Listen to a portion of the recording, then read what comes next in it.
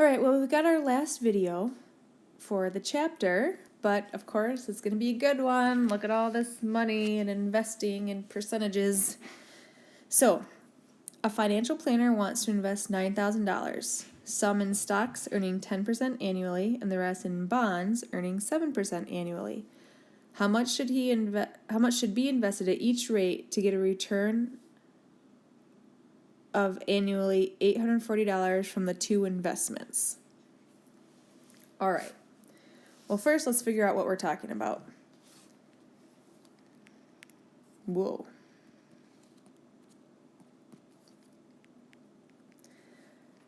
So X is going to equal the money that's invested in the stocks. Whoa, stocks.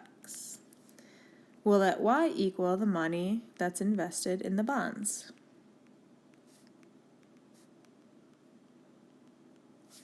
Because he's putting some money into stocks, some money into bonds. All right. Well, how much money is he investing? He's investing $9,000. So if you take the money in the stocks plus the money in the bonds, that equals that $9,000 that he's investing total. So that's kind of a nice equation. All right, so he earns 10% annually on what's invested in the stocks. So we're going to say 0.10, 10% times everything that's invested in the stocks. He also earns 7% of what's invested in the bonds. So 0.07 times what's invested in the bonds.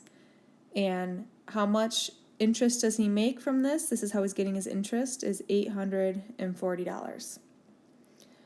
Okay, so substitution or elimination.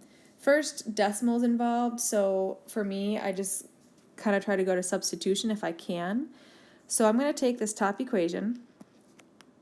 I'm going to solve it for x, because x is by itself. You could solve for y also. You would get the same thing. So subtract y, x equals a negative y plus 9,000. All right, so this is what x equals. So on substitution, remember we put the box around it. This gets plugged into the other equation in for the x.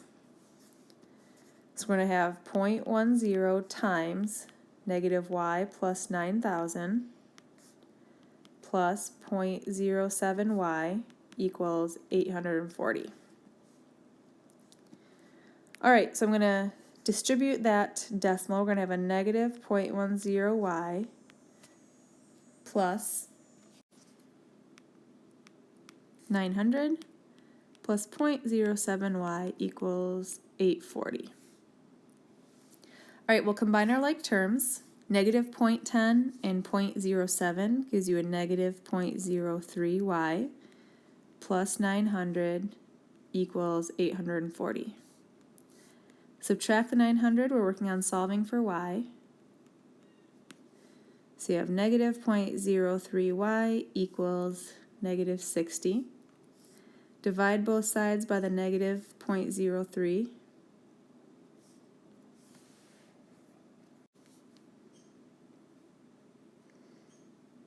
And you get 2,000. So y is equal to 2,000. Y represented the money invested in the bonds. So that means he invested $2,000 in the bonds. So if you want to figure out what the x is, remember, once you get your variable with substitution, you just plug it right back into the box. So x equals a negative, whatever we got for the y, running out of room, plus 9,000. And that gives you 7,000. So he invested $7,000 in the stocks. So let's answer the question now.